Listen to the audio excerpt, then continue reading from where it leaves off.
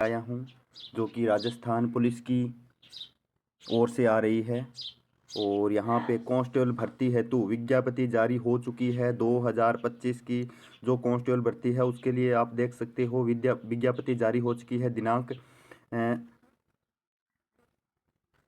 9 अप्रैल 2025 को ये विज्ञप्ति जारी हुई है।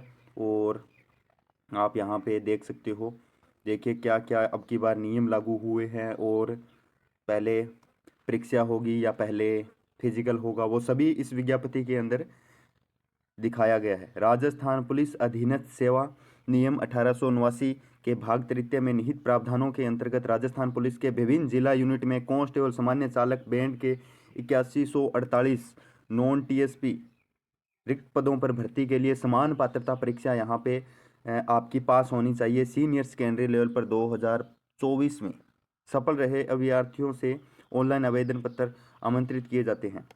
और यह आवेदन पत्र ऑनलाइन राजकॉम इंफो सर्विस लिमिटेड द्वारा संचालित समस्त ई मित्र कियोस्क जन सुविधा केंद्र CSC एवं विभाग की वेबसाइट पर विज्ञप्ति समाचार पत्रों में प्रकाशित होने पश्चात दिनांक 28/4/2025 से 17/5/2025 तक भरे जाएंगे। तो यहाँ पे आप देख सकते हो कि जो कांस्टेबल के यहाँ पे पद है, इसकी जो अंतिम जो डेट रखी गई है वो है 17/5/2025 तक। और 28 तारीख से, इसी महीने के अप्रैल के 28 तारीख को ये जो है फार्म यहाँ पे हम अप्लाई कर सकते हैं। तो बहुत बड़ी यहाँ पे राजस्थान पुलिस की वैकेंसी सामने आई है।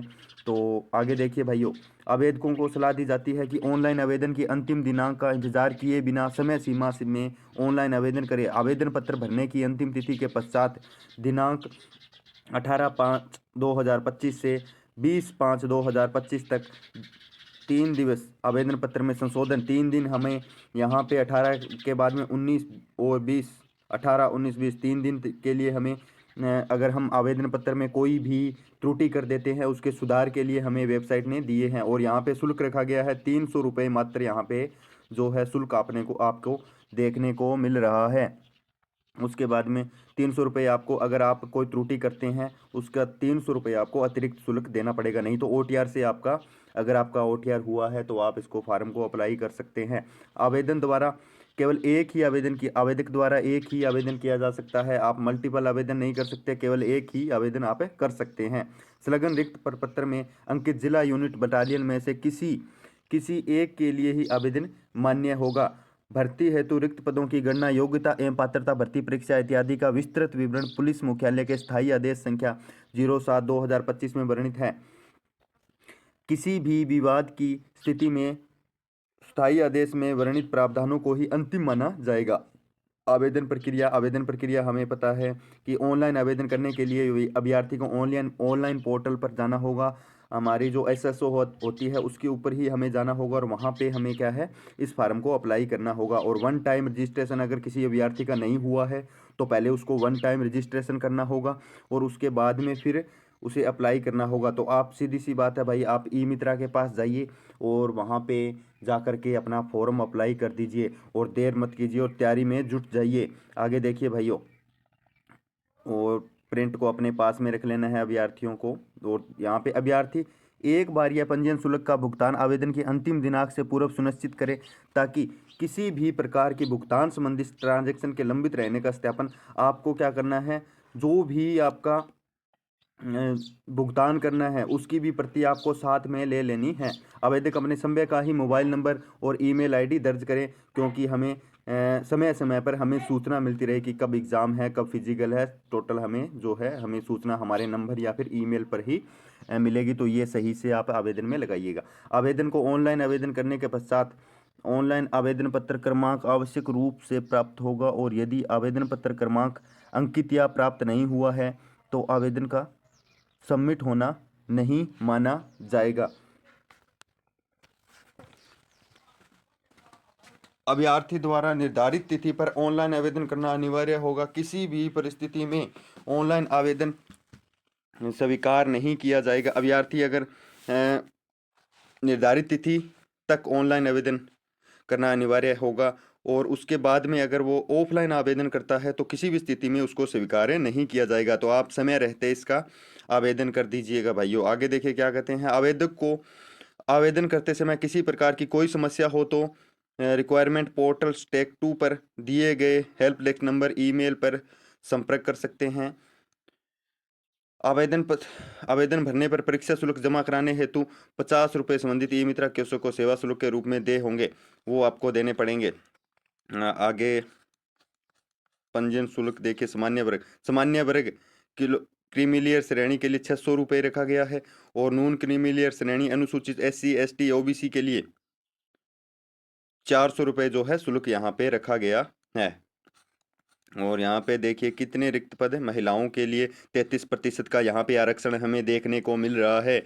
तो भाई ये बहनों और भाइयों दोनों के लिए बहुत बड़ी वैकेंसी है और आप इसके अंदर आवेदन कीजिए और अपनी सफलता को सुनिश्चित कीजिए और जुट जाइए तैयारियों में। आगे देखिए, आगे कितनी यहाँ पे नॉन TSP के लिए यहाँ पे TSP एरिया के लिए दिया गया है। वेतनमान 14,600 रुपये से यहाँ पे मासिक वेतन दिया जाएगा अगर आपका सिलेक्शन होता है तो। और 12वीं पास यहाँ पे आपके पास होनी चाहिए या इसके समकक्ष उत्तीर्ण होने चाहिए। इसकी योग्यता जो है 12वीं पास योग्यता इसकी रखी गई है। और यहाँ पे देख सकते हो आप कांस्टेबल के लिए, सामान्य कांस्टेबल के लिए वर्ग कैटेगरी के लिए न्यूनतम आयु देखिए, न्यूनतम आयु हमारी 1/1/2008 से महिलाओं के लिए और पुरुषों के लिए 2/1/2002 से यहाँ पे इससे पूर्व किसी की तिथि नहीं होनी चाहिए रखा गया है नॉन TSP एरिया के लिए। चालक के लिए यहाँ पे 1/1/2008 और 2/1/2019 के लिए यहाँ पे आप आवेदन कर सकते हैं।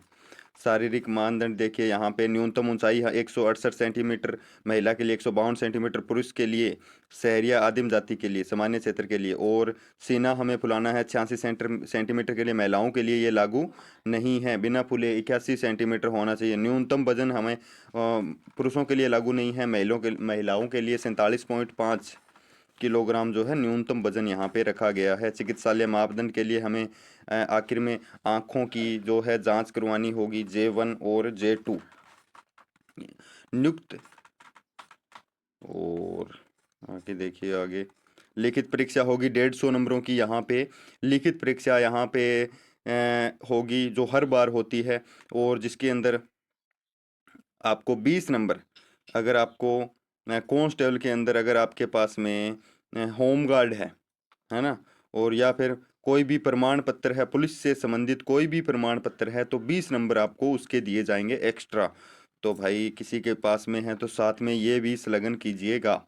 उसके अंदर उसके बाद सिलेबस देख सकते हैं आप, यहाँ पे 60 प्रश्न आएंगे, 60 अंक के रीजनिंग के यहाँ पे, और सामान्य कंप्यूटर और सामान्य ज्ञान के और गणित के मिलकर के टोटल 60 प्रश्न यहाँ पे देखने को मिलेंगे। और उसके बाद 45 प्रश्न सामान्य ज्ञान, सामान्य विज्ञान, सामाजिक विज्ञान एवं समसामयिकी विषयों पर तथा महिला एवं बच्चों के अधिकारों व उनके लिए राजस्थान सरकार द्वारा प्रचलित योजनाओं एवं संस्थाओं के संबंध में जानकारी यहाँ पे दी जा रही है। राजस्थान के इतिहास, उसके बाद 45 प्रश्न आपको राजस्थान के इतिहास, कला संस्कृति, कला भूगोल, राजनीतिक आर्थिक स्थिति इत्यादि के प्रश्न यहाँ पे देखने को मिल सकते हैं। और यहाँ पे आपको वेबसाइट दी जा रही है, इस वेबसाइट पर जाकर के भी आप जो है अपना आवेदन कर सकते, www.police, इसके ऊपर आप जानकारी जो है प्राप्त कर सकते हैं।